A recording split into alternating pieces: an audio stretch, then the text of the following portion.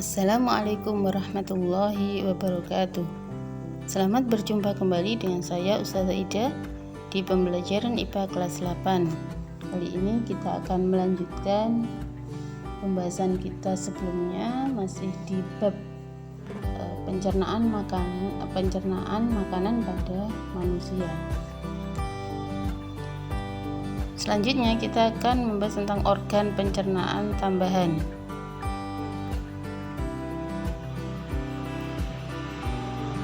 Organ pencernaan tambahan ini terdiri dari kelenjar-kelenjar pencernaan. Kelenjar pencernaan membantu mencerna makanan dengan menghasilkan enzim-enzim yang digunakan di dalam pencernaan makanan secara kimiawi. Terdapat 3 organ pencernaan tambahan, yaitu hati, kemudian kantung empedu, dan pankreas. Gambar dari beberapa kelenjar pencernaan, yaitu hati, kemudian kantung empedu, dan pankreas. Yang pertama kita bahas hati. Hati berperan di dalam proses detoksifikasi. Itu beberapa zat yang berbahaya dan bersifat racun dalam darah akan dikeluarkan. Kemudian hati juga sebagai organ penyimpanan. Hati akan memindahkan zat besi atau Fe dan vitamin A, D, E, K dan vitamin B12 dari darah dan menyimpannya. Kemudian hati juga menjaga keseimbangan kadar gula darah. Selanjutnya hati juga mengubah gliserol, asam lemak dan asam amino menjadi glukosa, mengatur kadar kolesterol di dalam darah. Kemudian juga sel-sel hati akan mengeluarkan getah yang mengandung kolesterol, asam kolik, kemudian garam empedu, lecitin, bilirubin, dan elektrolit. Getah ini disebut dengan getah empedu. Yang kedua adalah kantung empedu, merupakan organ yang berada di bawah hati. Fungsinya adalah menyimpan getah empedu yang dihasilkan oleh hati. Getah empedu berwarna kuning kehijauan karena mengandung pigmen bilirubin. Bilirubin merupakan pigmen yang terbentuk dari pemecahan hemoglobin. Getah empedu akan dikeluarkan ke usus halus dan berperan di dalam mengemulsikan lemak, memecah lemak menjadi butiran-butiran kecil sehingga lebih mudah dicerna hingga dapat diserap oleh tubuh. Yang ketiga adalah pankreas. Pankreas berada di balik perut bagian belakang lambung. Sel-sel pada pankreas akan menghasilkan cairan pankreas yang akan masuk ke dalam duodenum melalui saluran pankreas. Getah pankreas mengandung sodium bikarbonat atau NaHCO3 dan enzim-enzim pencernaan yang berperan di dalam pemecahan karbohidrat, protein, dan lemak. Pankreas juga merupakan kelenjar endokrin yang menghasilkan hormon insulin.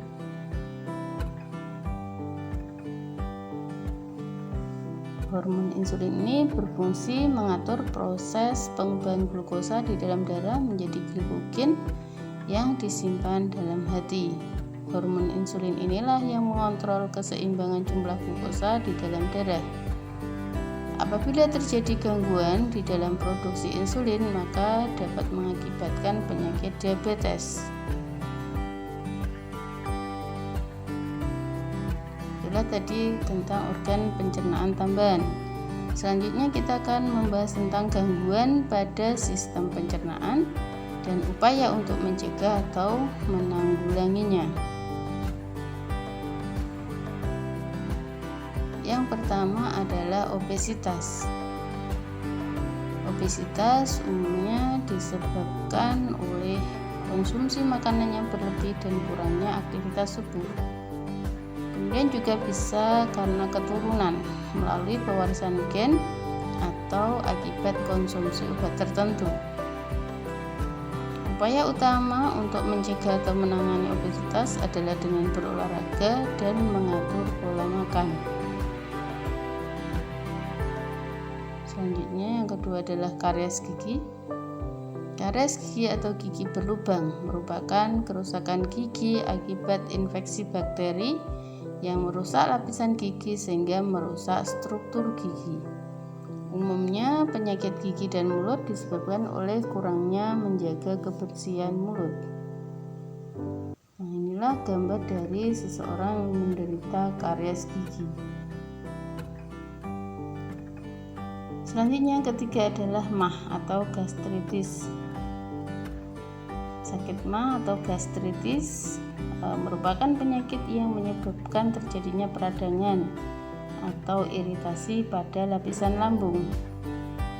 MAH dapat diakibatkan meningkatnya asam lambung, infeksi bakteri Helicobacter pylori, peningkatan asam lambung, kemudian stres, makan tidak teratur, dan mengkonsumsi makanan yang terlalu pedas atau asam. Inilah gambar dari seseorang yang lambungnya luka atau disebut dengan MAH. Yang keempat adalah hepatitis. Hepatitis merupakan penyakit peradangan pada hati. Orang yang menderita hepatitis ringan memiliki gejala seperti orang yang terkena flu, yaitu sakit otot dan persendiannya, demam, diare, dan sakit kepala. Penderita hepatitis akut dapat mengalami jaundice atau menguningnya kulit dan mata, kemudian membesarnya hati dan membesarnya limfa. Hepatitis apabila tidak segera ditangani dapat memicu fibrosis atau kerusakan pada hati dan sirosis atau disebut dengan gagal hati kronis. Sirosis dapat meningkatkan risiko berkembangnya kanker hati. Penyebab utama penyakit hepatitis ini adalah virus hepatitis B. Selain itu juga dapat disebabkan oleh bakteri, kemudian jamur, protozoa, racun seperti alkohol, dan penggunaan obat secara terus-menerus seperti paracetamol. Inilah gambar seorang yang menderita hepatitis. Matanya kuning, kemudian juga kulitnya juga kuning. Hati strukturnya seperti ini.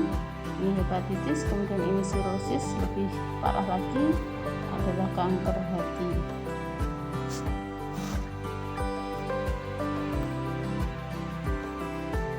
Diare, selanjutnya diare.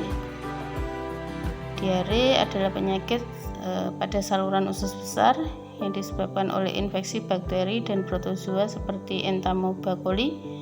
Kemudian cara mencegah diare adalah dengan menjaga kebersihan makanan yang dimakan. Yang keenam adalah konstipasi, yaitu mengerasnya tinja akibat kurangnya air pada tinja. Bisa juga disebabkan karena kurangnya serat pada makanan. Cara mencegahnya adalah dengan makan makanan yang banyak mengandung serat seperti sayur dan buah-buahan.